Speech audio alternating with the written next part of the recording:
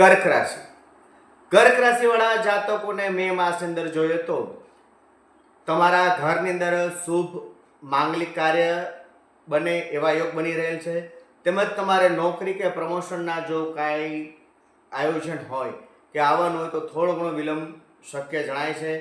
તો કર્ક રાશિવાળા જાતકોએ પોતાના નોકરી અને બિઝનેસ કે પ્રમોશનના કાર્યમાં થોડુંક સાવચેતીથી આગળ વધવું, કોઈ પણ નાની મોટી મુશ્કેલી ન આવે તેનું ધ્યાન રાખવું. આ હતું કર્ક રાશિવાળા જાતકોનું મે માસનું માસિક રાશિફળ.